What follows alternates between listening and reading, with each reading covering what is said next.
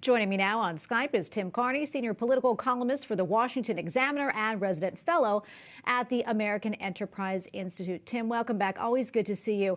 Let's talk about where we are right now. It's been a little over 2 weeks since Election Day. President Trump has not conceded, and his team continues to move forward with lawsuits regarding voter fraud. Meantime, presumptive President-elect Joe Biden is moving forward with his transition to the White House without cooperation from the White House on that transition.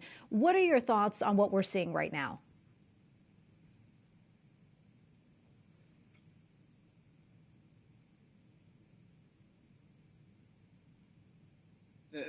The central claim, I should say, is unfounded. There's no way that enough votes were moved by any computer program where they haven't laid out any of the evidence there, or by fraud, or by anything to flip any of these close states. And so what Donald Trump is trying to do, I don't actually know, because even the cases he's filing in court don't do enough to possibly overturn Georgia, Nevada, certainly not Pennsylvania, which was, and Michigan, over 100,000 votes. And so Donald Trump doesn't have any sort of normal path to victory, despite what he says. And so that means that Joe Biden on January 20th will be sworn in as president in all likelihood.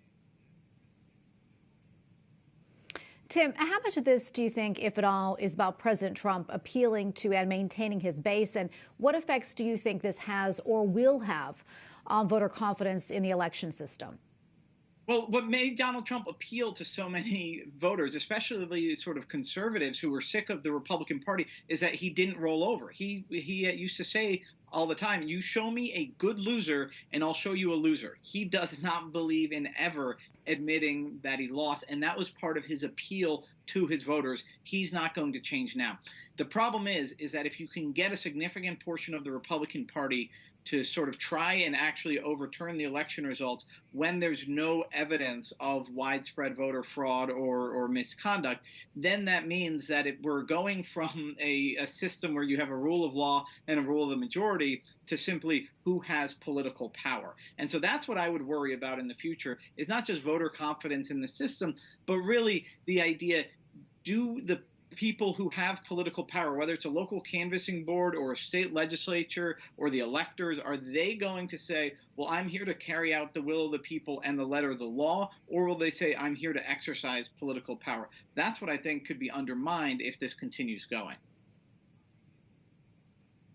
As you know, Georgia runoff elections are now less than 2 months away, and a lot is at stake there. Do you think what's playing out right now, do you think it will have an impact on the race there?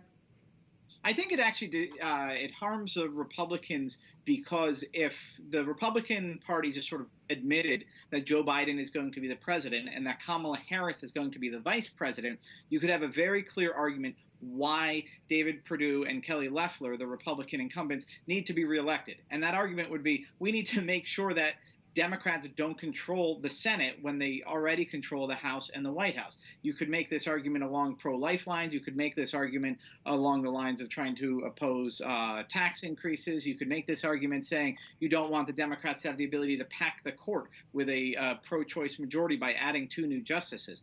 If they admit, you know what, Kamala Harris is going to be the vice president and they will have a tie-breaking vote, Republicans need to win this seat, at least one of these seats in Georgia, in order to get to 51, that would actually strengthen their case with the voters in Georgia, where it looks like there's a slim majority that's Republican, even though there was a slim majority that voted for Joe Biden.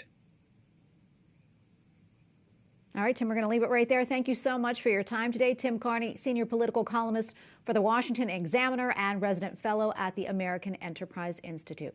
Thanks again, Tim. Thank you.